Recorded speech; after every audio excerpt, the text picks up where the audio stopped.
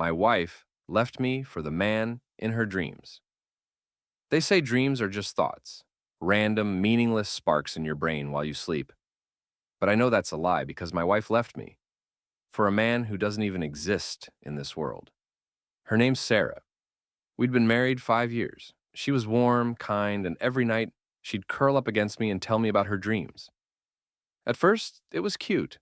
She'd laugh about weird scenarios, losing her shoes at work, running late for a flight, or forgetting her lines in some imaginary play. But then she started talking about him. She didn't use his name at first, just called him the man.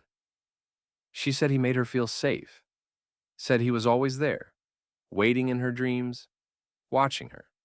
She described his eyes, too bright, almost glowing, his smile, too perfect, his voice, low, soothing like it belonged only to her.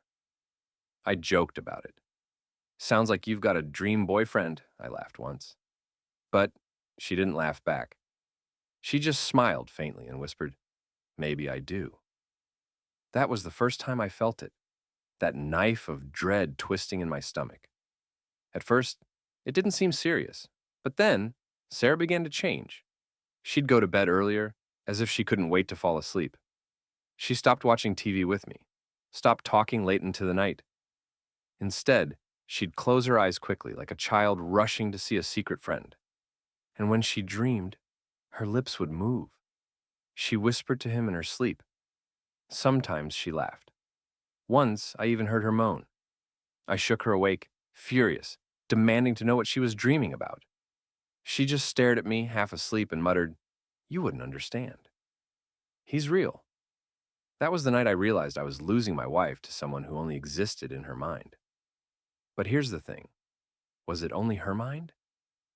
One morning, she woke up with a mark on her neck, a bruise, faint but visible. I asked her where it came from.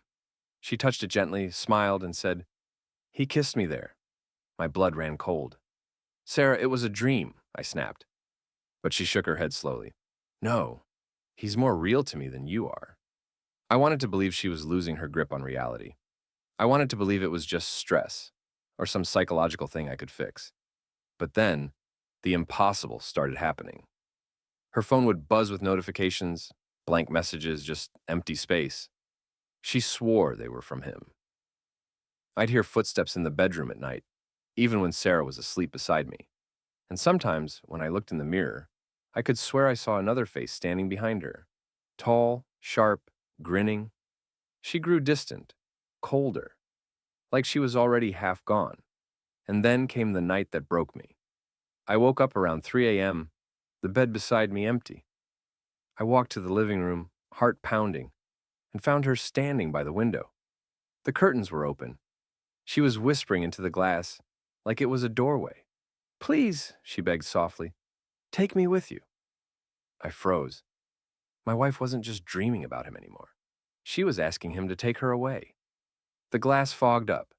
A shadow leaned forward from the reflection, tall and broad-shouldered, its smile wide and wrong.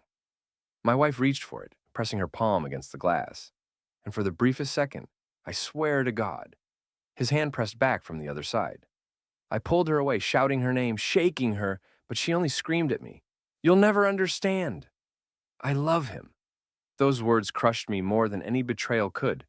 She wasn't apologizing. She wasn't confused. She meant it. The next morning, she was gone. No note, no suitcase, just gone. The police called it voluntary disappearance. They said maybe she ran off with someone. But I know the truth. She didn't run away with another man. She left me for something that wasn't human, something that waits in the space between waking and dreaming. And sometimes, late at night, when I close my eyes, I feel him watching me too, waiting, smiling. I lost my wife, not to another man, but to the man in her dreams.